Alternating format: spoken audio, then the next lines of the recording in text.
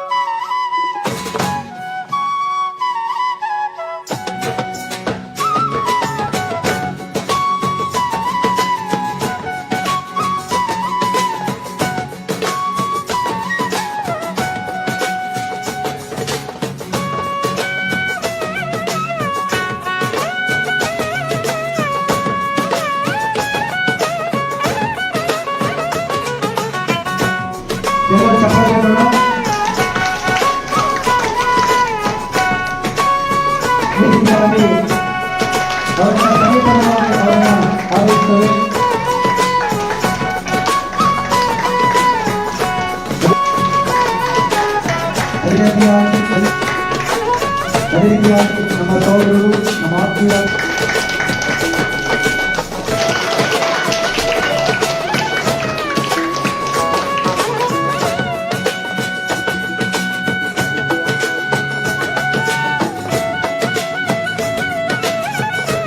ಕಾರ್ಯಕ್ರಮ Chandapura Jesus grace and miracle worship ಸೆಂಟರಲ್ಲಿ ನಾವು 2023ನೇ ಕ್ರಿಸ್ಮಸ್ ಹಬ್ಬವನ್ನು ಆಚರಣೆ ಮಾಡಿದ್ದೀವಿ.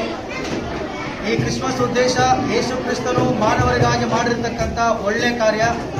ಮಾನವನಾಗಿ ಲೋಕದಲ್ಲಿ ಆತನು ಜನಿಸಿ ತನ್ನ ಪ್ರಾಣವನ್ನೇ ಪಾಪಿಗಳಿಗೋಸ್ಕರವಾಗಿ ಕೊಟ್ಟಂಥ ಒಂದು ಸಂದರ್ಭ. ಹಾಗಾಗಿ ಇಲ್ಲೆಲ್ಲ ಬಂದಿರತಕ್ಕಂಥ ಎಲ್ಲ ನನ್ನ ಸ್ನೇಹಿತರಿಗೂ ನಾವು ಕ್ರಿಸ್ಮಸ್ ಹಬ್ಬದ ಶುಭಾಶಯ ತಿಳಿಸುತ್ತಾ ಅವರೆಲ್ಲರೂ ಕೂಡ ದೇವರು ಒಳ್ಳೆಯದು ಮಾಡಲಿ ಎಂಬುದಾಗಿ ನಾವು ದೇವರ ಪ್ರಾರ್ಥನೆ ಮಾಡ್ತೀವಿ. ಯೇಸು ಕ್ರಿಸ್ತನ ಜಯಂತಿಯ ಶುಭಾಶಯಗಳು. ಯಾಕಂತ ಹೇಳಿದ್ರೆ ಇವತ್ತು ವಿಶೇಷವಾಗಿ ಈ ಒಂದು ಕಾರ್ಯಕ್ರಮವನ್ನು ಆಯೋಜನೆ ಮಾಡಿದಂಥ ನಮ್ಮ ಒಕ್ಕೂಟದ ಪ್ರಧಾನ ಕಾರ್ಯದರ್ಶಿಗಳು ಆದಂಥ ಸತೀಶ್ ಪಾಸ್ಟರ್ ಅವರಿಗೆ ಒಕ್ಕೂಟದ ಪರವಾಗಿ ನಾವು ಅಭಿನಂದನೆಗಳನ್ನು ಸಲ್ಲಿಸ್ತೀನಿ.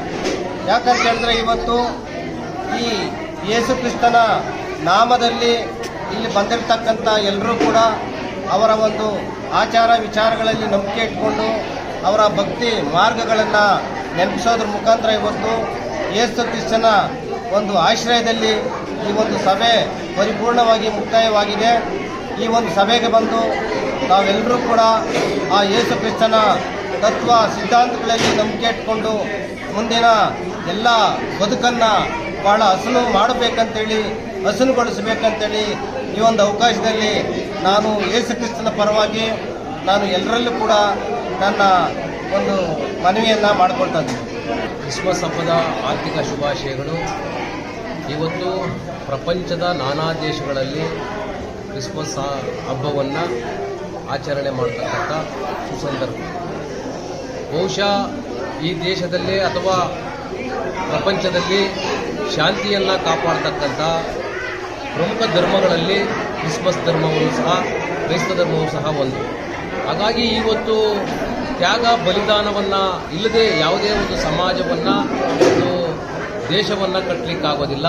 ಹಾಗಾಗಿ ಕ್ರೈಸ್ತರು ಈ ದೇಶಕ್ಕಾಗಿ ಅಥವಾ ಪ್ರಪಂಚದ ನಾನಾ ಭಾಗಗಳಲ್ಲಿ ತನ್ನ ತ್ಯಾಗ ಬಲಿದಾನದಿಂದ ಸಮಾಜವನ್ನು ಶಾಂತಿಯ ಸಮಾಜವನ್ನು ಕಟ್ಟಲಿಕ್ಕೆ ಎಲ್ಲರೂ ಸಹ ಪ್ರಯತ್ನವನ್ನು ಪಡ್ತಾ ಇದ್ದಾರೆ. ಆದರೆ ಯಾವುದೇ ಧರ್ಮವನ್ನು ಕಟ್ಟಲಿಕ್ಕೆ, ಯಾವುದೇ ಧರ್ಮವನ್ನು ಆಚಾರ ವಿಚಾರಗಳನ್ನು ಪಾಲನೆ ಮಾಡಲಿಕ್ಕೆ ಈ ದೇಶದಲ್ಲಿ ಯಾವುದೇ ಅಭ್ಯಂತರವಿಲ್ಲ.